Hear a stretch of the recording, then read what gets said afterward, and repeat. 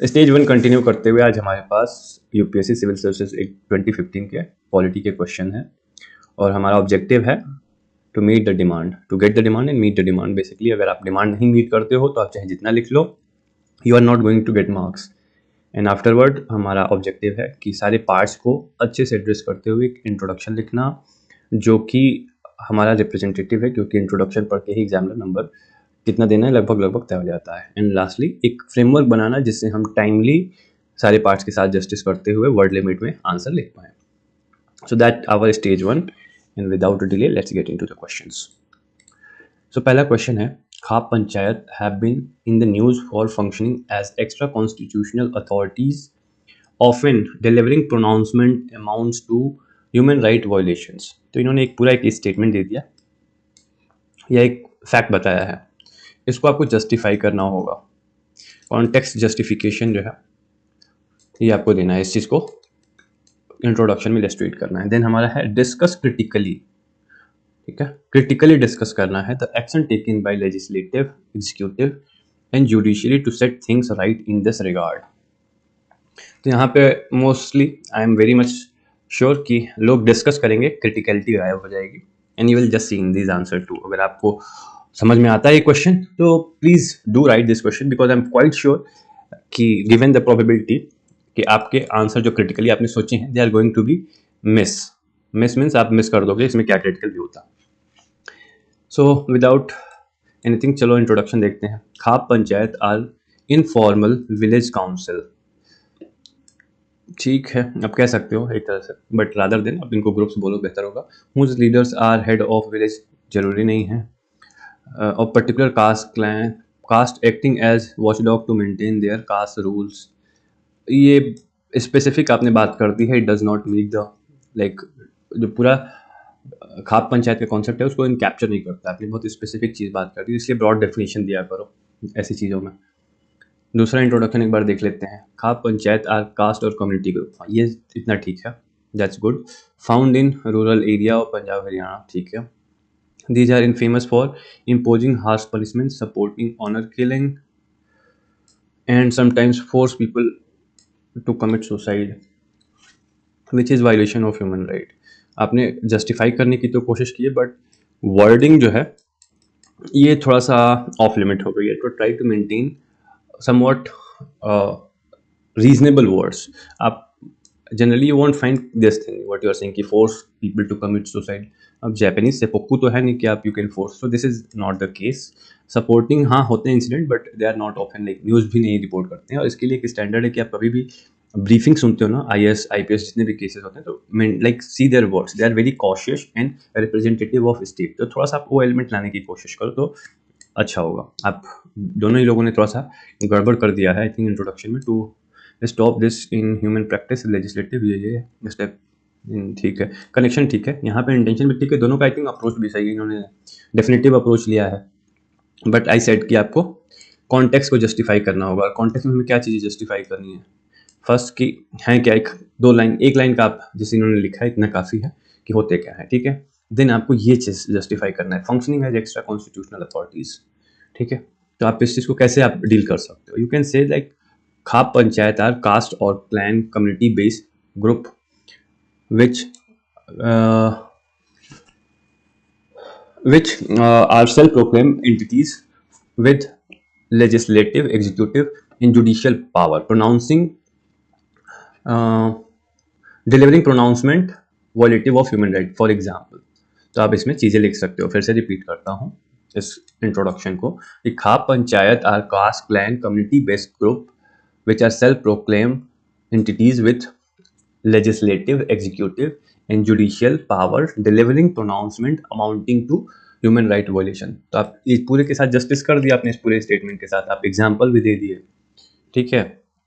तो अब हमारा at least now you can see कि this is somewhat encompassing everything. आपका एक प्रॉपर डेफिनेशन हो गया, ठीक है। आपका मेन चीज़ ये था and you will find that हाँ खाप जो है खाली वो प्रोनाउंसमेंट नहीं करते, वो नियम भी बनाते हैं कि ये नहीं होगा, वो नहीं होगा, ऐसे मैरिज नहीं होगी, ऑल दैट। तो दीज आर लेजिस्लेटिव पावर, जो नेकेड पैरेड या मुंह काला करके घुमाना, दीज आर एग्जीक्यूटिव।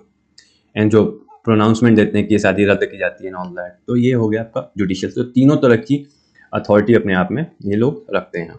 तो this is what you had to show over here. और इसमें एक और चीज़ ऐड कर सकते हो कि they have no legal backing और कॉन्स्टिट्यूशनल और लीगल बैकिंग, बट ये आपने खुद ही जब ये शब्द बोला ना सेल्फ प्रोक्लेम्ड, तो it includes that aspect. Next देखते हैं क्रिटिकल, जो मैं बोल रहा था कि you are going to miss it out. तो सबसे पहले आप लेजिस्लेटिव बात करोगे क्रिटिकल स्टेप, लेकिन आपने ये तो बात कर दिया। यहाँ पे सीधे सीधे कि there is legislative lacuna, there is no legal, there is no law prohibiting और regulating their actions. And the reason being is these are not like अभी की खाप पंचायत अभी से नहीं है, they are customary and traditional practices. ठीक है, और पहले इस तरह के प्रोनाउंसमेंट, पहली बात है दो चीजें थी कि देती भी थी तो they were not in the news और लोग मान लेते थे। Second is they are not just in news but people are moving to courts. तीसरी एक और चीज है कि इतने हार्श या इस तरह की चीजें ये लोग नहीं होते थे। जनरली जो होता था वो सोशली एक्सेप्टेबल था, but now we are like people are more educated, intercaste and inter religion marriages and all that, बहुत सारी चीजें बढ़ गई हैं, people are aware of their rights. तो अब इनके प्रोनाउंसमेंट जो होते हैं they are challenge in the court, and इसीलिए लॉ भी नहीं है। So judiciary has given some pronouncement and guidelines. Why? Because there is this legislative lacuna. उसकी वजह से फिर एग्जीक्यूटिव ने कुछ एक्शन लिए हैं जहाँ पे इस तरह के केसेस आए हैं। तो आपको ये अगेन यही क्रिटिकल व्यू था जो मैं बात करता कि आप मिस कर दोगे। तो आपने तो लिखा नहीं है, तो चलिए आपका फाइनली कंक्लूजन ही पढ़ लेते हैं आपने क्या लिखा है। However, instead of all these steps taken, these khap panchayat are still operating in making inhumane judgments. अब देखो आप ये एक क्वेश्चन की डिमांड तो ऐसी है कि आपको उनको थोड़ा सा इलेजिटिमाइज करना है, बट ये ऐसे केसेस है ना, लाइक हैं, डेफिनेटली हैं, बट इनके और भी फंक्शंस हैं। लाइक ऐसे ट्रेडिशनल रोल रहा है तो आप उसको थोड़ा सा बैलेंस करोगे। Just there is a need to take concrete step at ground level like providing power local level to this.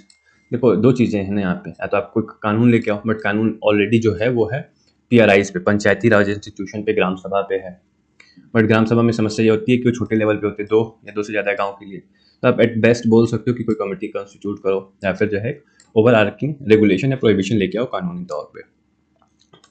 Second answer देखते हैं, pronouncement lead to violation of human right. ठीक है, आपने एग्जाम्पल दे दिए हैं। ऑनर किलिंग, एक्स कम्युनिकेशन, ये अच्छा है। ऑनर किलिंग के उतने एग्जाम्पल बहुत रेयर हैं, बट हैं, एक आता है।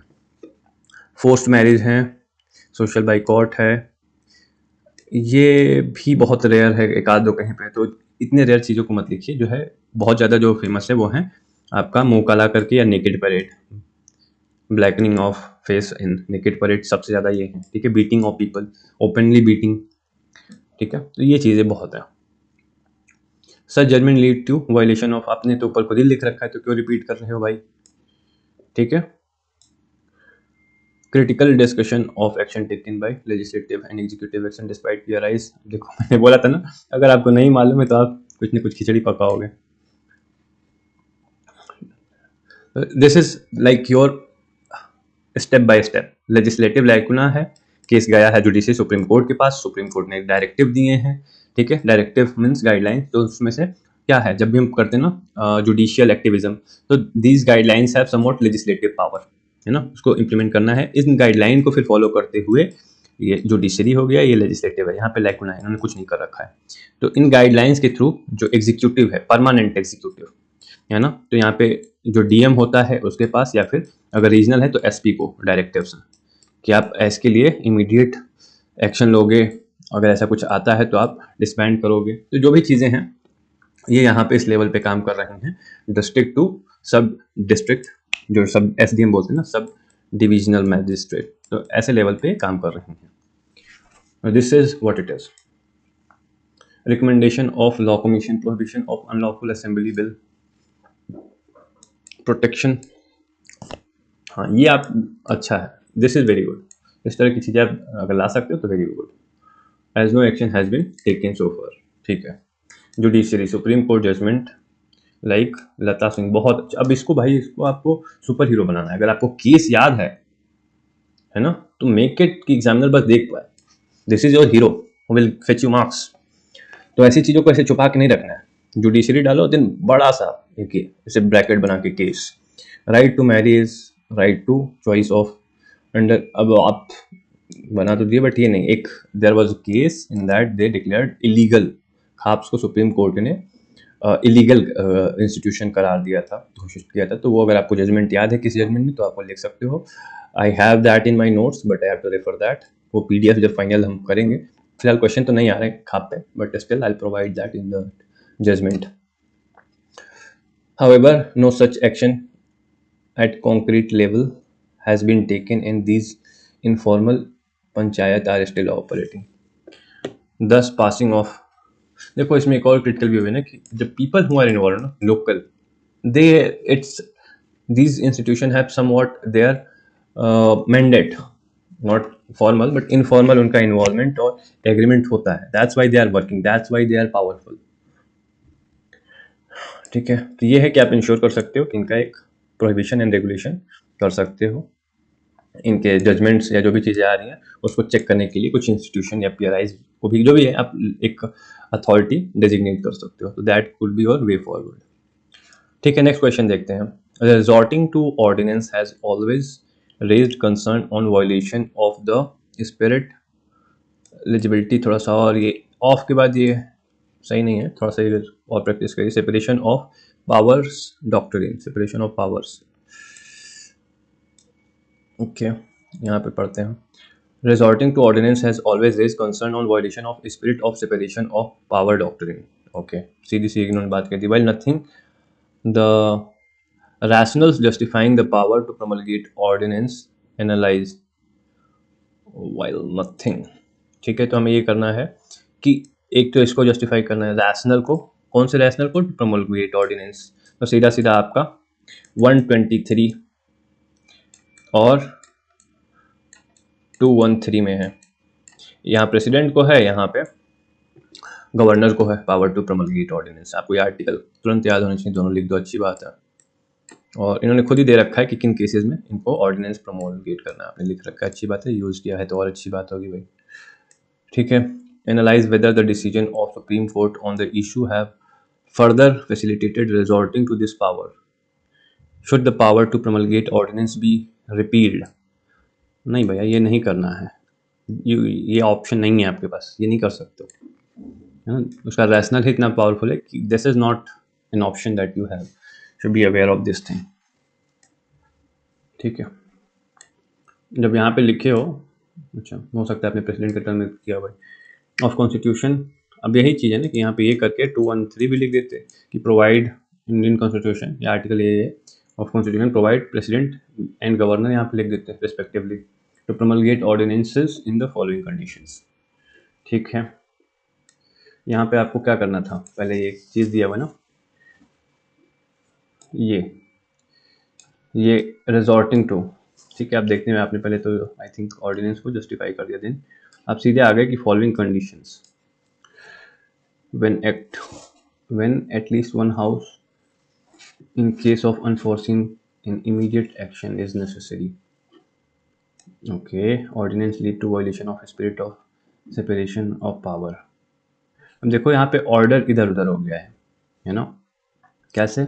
क्योंकि इसके बाद आपको रैशनल को जस्टिफाई करना है, जो रैशनल आप दोगे फिर उसको जस्टिफाई करोगे ना, कि इन दिस सर्कमस्टांसेस जो है ऑर्डिनेंस प्रोमोलगेट करने की पावर है, तो जो कि जस्टिफाइड है because at times houses of the parliament are not in the session, तो to meet extra ordinary demand और to take extra ordinary situation, to tackle extra ordinary situation, this is required, that's your justification.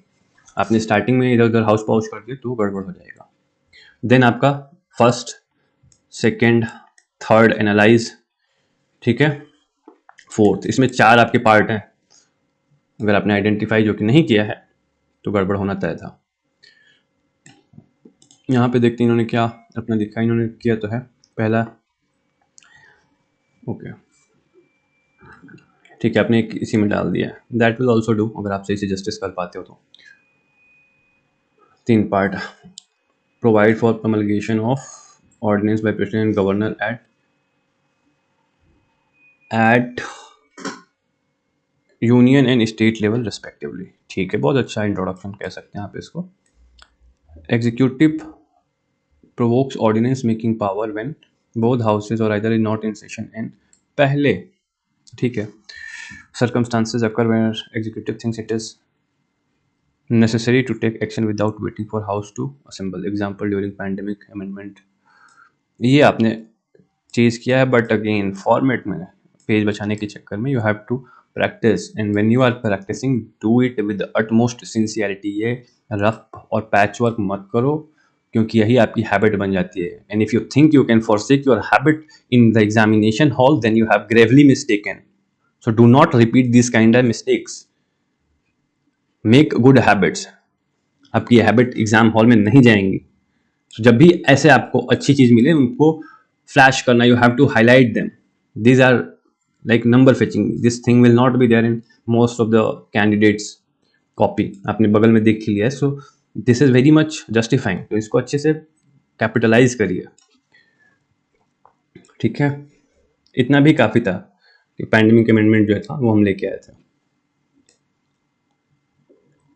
तो आपका justification again यही होता कि to meet extra ordinary unforeseen, ठीक है, extraordinary unforeseen circumstances requiring immediate action. तो ये तीन जो शब्द है ना, इनको अलग अलग आप जस्टिफिकेशन करते और ऐसे लिखते, तो क्या होता है कि आप टू द पॉइंट आंसर कर रहे हो।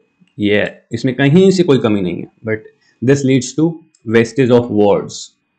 4 पार्ट हैं, यू कैन नॉट, एंड आपका ऐसे टर्म्स लाइक मिस नहीं होता, ठीक है। कंडीशन क्या है, ये तो हमारे सर्कमस्टांसेस है ना, जो कि जस्टिफाइड है। कंडीशन ये कि व्हेन वन और other house is not in the session. Okay, second हमारा पार्ट था कि analyse whether decision of supreme court on the issue have further facilitated resorting to this power. तो आपको पहले तो वही बात करना होगा, एटलीस्ट एक आध दो। Resorting to ordinance has always raised concern as executives or pass legislative scrutiny and many times bill does not pass। अब आप जो है एक आर्गुमेंटेटिव से डिस्क्रिप्टिव आंसर में चले गए हो, and this will get like so much of words and you won't be able to do justice. आप टू द पॉइंट ये नहीं लिख पाओगे। Session government take route of ordinance, देखो वही चीज़ फिर से redundancy to pass it in the later session. तो ये चीज़ अक्सर होता है, this happens, this kind of mistake will happen, be aware. इसीलिए हम फ्रेमवर्क जो है ना, स्टैंडर्ड फ्रेमवर्क इसीलिए फॉलो कर रहे हैं। हमारा चौथा ऑब्जेक्टिव है फ्रेमवर्क में रहना, नहीं तो फिर आप ये चीज़ें लिखोगे 50 बातें या वर्ड्स लिख के आप 2 बात कर पाओगे मुश्किल से। सो this is the like safe guard that you get out of following this standard framework. आप सीधे हेडिंग डालते हो, उस पर बात करते हैं, तो आप 3-4 एटलीस्ट पॉइंट लिख पाते।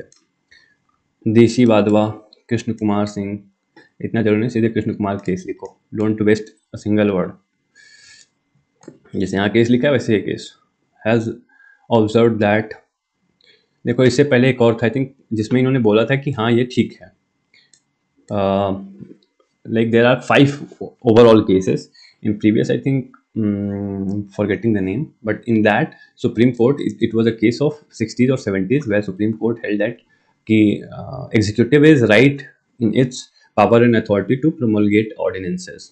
Later on, when it was found in Vadava and Krishna Kumar that though it is well within the power of executive to promulgate ordinances, but this power has been misused when you are deliberately escaping the scrutiny of legislature। मतलब कि आपके power में तो है ordinance बनाना, लेकिन आप जानबूझ के जब पार्लियामेंट या स्टेट लेजिस्लेचर को स्किप कर देते हो, वहाँ पे डिस्कस ही नहीं करते हो, क्योंकि ये भी तो है कि आपको 6 महीने के अंदर जो है इसको या तो उसके पटल पर रखना है या फिर एक्सपायर हो जाएगा। तो आप जानबूझ के ये चीज़ें करते हो कि डिस्कस नहीं करते हो, तो that leads to fraud on constitution. ये सुप्रीम कोर्ट ने बाद में फिर ऐड किया है। और खासतौर पर जब ये बिहार का जो केस था, उसमें तो कई सालों तक ये लोग इस चीज़ का फायदा उठाते रहे हैं। repeated repromulgation without taking ensuring that scrutiny of legislature is on constitutional। एक और इसमें चीज़ें हैं, इसमें इन्होंने कुछ और स्पेसिफिक क्लॉज ऐड किए, वो आपको ऐड करने होंगे। Also said that it undermines democratic process, ठीक है। widen scope of judicial review of ordinance, also observed that the failure to put ordinance before legislature is fraud to constitution या abuse of power, ठीक है। hence supreme court like always tried to balance the basic feature of constitution, that is separation of power doctrine, regarding repealing the power to make ordinance as per powers are put into constitution, clear situation which may suddenly arise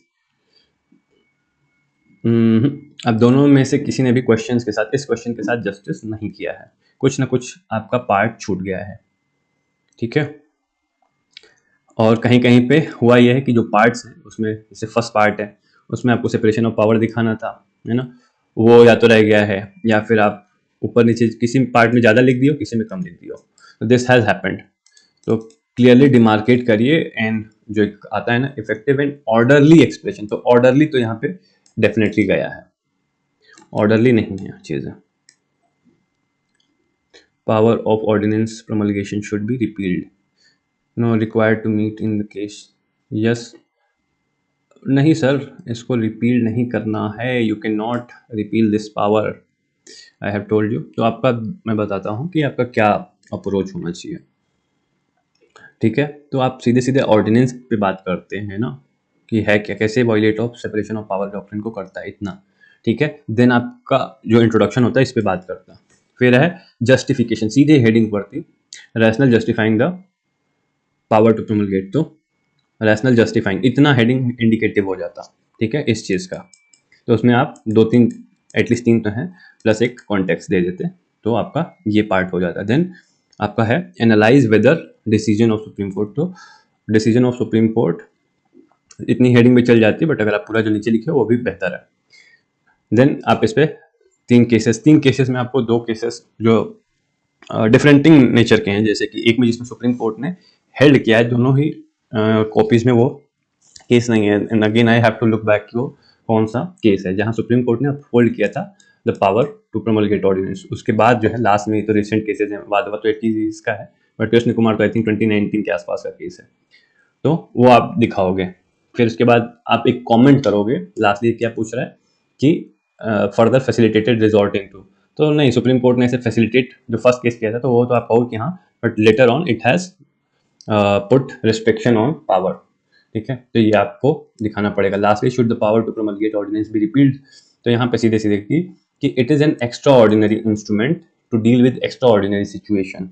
क्यों extraordinary है? क्योंकि again से doctrine of separation of power को violate करता है, but why to meet extra ordinary situation, hence there is need to use it judiciously, है ना। तो ये आप बात करोगे, एक मैकेनिज्म की आप बात कर सकते हो, बट ये नहीं है आंसर कि आप इसको रिपील कर दो, तो रिपील नहीं करना है, सॉरी मैंने नो पे कर दिया है, आप इसको रिपील नहीं करोगे, रिपील करने का कोई क्वेश्चन नहीं बनता इसका। तो ये आप फाइनली इस पर कमेंट करके आंसर आपका खत्म, इसमें कोई कंक्लूजन नहीं देना है, ऑलरेडी इतने पार्ट हैं।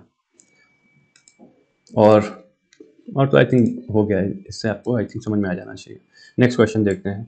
What are the major changes brought in Arbitration and Conciliation Act 1996 through the recent ordinance promulgated by the President? How far will it improve the dispute resolution mechanism? अब यहाँ पे है, ये प्रीलिम के लिए भी है, आगे के मेंस के लिए भी है, लाइक ऑर्डिनेंस भी और ये वाला क्वेश्चन भी। वैसे यहाँ पे भी ऑर्डिनेंस आ गया है, but this is more on DR, dispute resolution, ठीक है। तो इसको एक बार अच्छे से देख लेना, क्योंकि ये क्वेश्चन फिर से आने वाला है। इसके तुम्हारा एक हमारा एपिलेट जुडिशियल सिस्टम है, उसके अलावा और क्या क्या है, तो उसके अलावा तुम्हारा आता है ये आर्बिट्रेशन इन कंसिलिएशन, ठीक है। तो ये पैरेलल में और क्या क्या आते हैं, ठीक है। देन ट्रिब्यूनल्स हैं, ठीक है। ट्रिब्यूनल तुम्हारे यहाँ पे भी आ सकते हैं, बट कई बार इस पर स्पेसिफिकली यूपीएससी ने क्वेश्चन पूछा है, तो ट्रिब्यूनल्स को भी देख लेना है। यहाँ पे तुम्हारा आर्बिट्रेशन क्या होता है, कंसिलिएशन क्या होता है, और एक और शब्द होता है मीडिएशन, तो इसको भी देख लेना है। तीनों में आपको प्रीलिम के लिए भी बता रहा हूँ, ये तीनों में आपको बहुत अच्छे से इनका कॉन्सेप्ट क्या है, ये डिफरेंस अभी भी आ सकता है, प्रीलिम में पूछ देंगे कि आर्बिट्रेशन में ये होता है, कंसिलिएशन में होता है, कंफ्यूज हो जाओगे। So make sure that you are quite aware of this thing, ठीक है। देन तुम्हारे ये नेशनल लेवल पे हो जाएंगे, इंटरनेशनल लेवल पे भी तुम्हारे जो हैं वो थोड़ा सा जान लेना। इसी में तुम्हारा ICJ आता है, परमानेंट कोर्ट ऑफ आर्बिट्रेशन आता है, सिंगापुर आर्बिट्रेशन आता है, और इंडिया अपना जो खुद का भी एक डेवलप कर रहा है वो।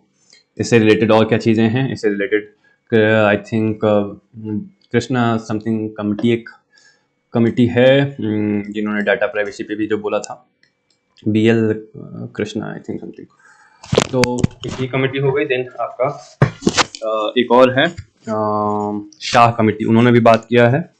देन नीति आयोग का एक रिपोर्ट आई थी, उसमें इन्होंने बात किया है। 3 चीज़ें हैं, तो 3 चीज़ें तैयार कर लेना, क्योंकि मेंस में आने के अभी भी लाइक आई सेड की चांसेस हैं, बहुत अच्छे चांसेस हैं। एंड अदरवाइज भी you should be knowing dispute resolution. You are seeing कि अभी न्यूज़ में चल रहा है हमारे जुडिशरी और लॉ मिनिस्टर एक दूसरे पे जो कमेंट कर रहे हैं, तो this heightens this whole process. Pendency है तो आप कैसे रिजॉल्व करोगे, तो पूरा टॉपिक काफ़ी इंपॉर्टेंट हो जाता है। ठीक है, अब पढ़ते हैं हमारे introduction. Arbitration and conciliation are type of alternative dispute resolution mechanism, ADRs. This is brought to reduce pendency of cases in courts. ठीक है, changes in arbitration and conciliation. अभी जो रिसेंट चेंजेस हुए हैं ये तो 1996 का है, अभी जो नया एक्ट आ रहा है वो इसके प्रोविजन तैयार करना है, प्रीलिम में भी आ सकता है। Improvement in India's dispute resolution mechanism, increased transparency and expediency in system, made process more time effective and user friendly, brought objective। एक ये हो गया इम्प्रूवमेंट इंडिया का। जब बात करोगे ना, एक सबसे बड़ा इशू जो है इंडिया और इंटरनेशनल जो डिस्प्यूट रेजोल्यूशन मैकेनिज्म है, तो वहाँ पे कुछ इंडिया में बहुत कमीज़ हैं। पहले तो लीगल जो एक्सपर्ट्स हैं वो नहीं है, स्किल नहीं है, कोर्सेज नहीं है जो कि इंटरनेशनल लॉ से को पढ़ाते हूँ उस लेवल पे। तो एक ये हो गया। देन हमारा कॉन्ग्रुएंसी नहीं है, जो अपना है वही हम मानते हैं, तो that leads to poor congruency. And again यहाँ पे स्किल नहीं है, एक्सपर्ट नहीं है, तो क्या इंडिया हारने लग जाता है cases. So this is leading to like आपका जो बर्डन आ रहा है ना गवर्नमेंट पे, किस तरह का बर्डन, जो आर्बिट्रेशन मिलता है, प्रोनाउंसमेंट होता है ना, तो उसमें इनको बहुत सारे पैसे या फिर इस तरह की चीज़ें देने का है। देन एक और पॉइंट है, इंफ्रास्ट्रक्चर नहीं है हमारा। तो ये बहुत कोर पॉइंट है, इनको समझ लो। नीति आयोग की रिपोर्ट ने इसी पे बात किया था। ठीक है। देन पॉपुलैरिटी भी नहीं है। कौन है इंडिया का ऐसा कोई भी आर्बिट्रेशन सेंटर है जो वर्ल्ड वाइड फेमस है, तो वो भी नहीं है। सो कई जगह से लिंक्ड है, and I could not emphasise more than this कि इस टॉपिक को अच्छे से तैयार कर लें, इसके आने की बहुत ज़्यादा प्रोबेबिलिटी है। ठीक है।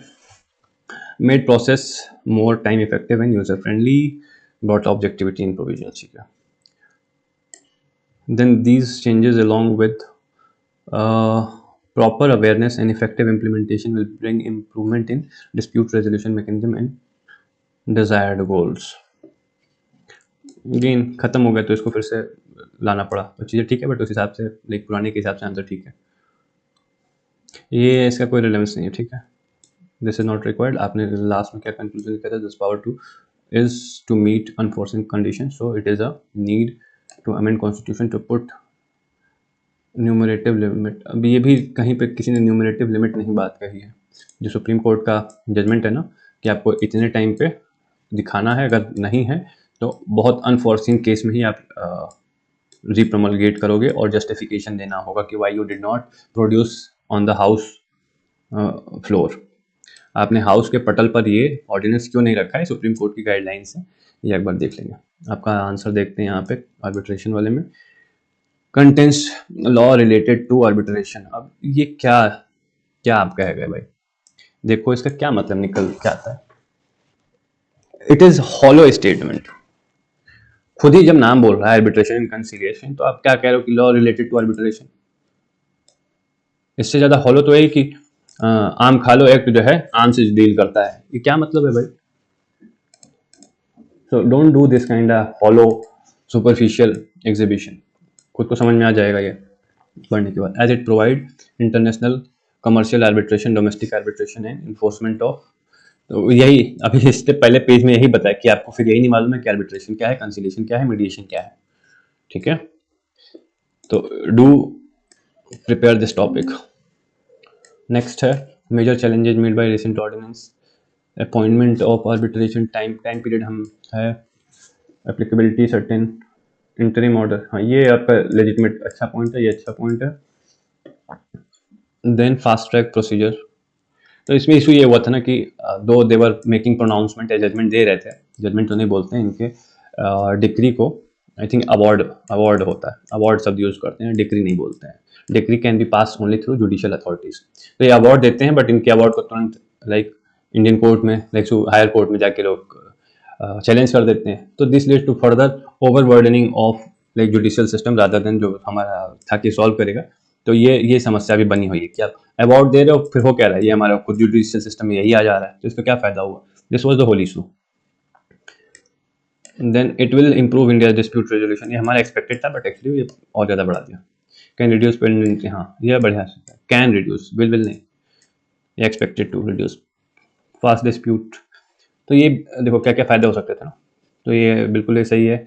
कॉस्ट इफेक्टिव ज़रूरी नहीं है, डिपेंड करता है, बट हाँ ठीक है। लाइक कोर्ट टाइम जो है ना, अगर आप टाइम को इंक्लूड कर लोगे तो डेफिनेटली फास्ट डिस्पोजल बिल्कुल। कंप्लाइंग विद इंटरनेशनल, ये हमारा इशू बना हुआ है अगेन, नॉन पे हमारा नहीं है, जो स्टार्टिंग में मैंने बता रखा है फर्स्ट पेज पे, देख लेना। Limitation, it in matter of conciliation judgement are not binding, very few arbitration mechanism are in operation. दोनों ही बढ़िया लिमिटेशंस हैं, या ये कि अवार्ड वाला सिस्टम पूरा की बाइंडिंग नहीं है, देन दे मूव टू जहाँ पे है अवार्ड आर्बिट्रेशन में, तो ये चैलेंज कर देते हैं। Thus it is an effective alternative dispute resolution mechanism, so there is a need to widen its scope, recommended by Nidhi Center for Legal Policy.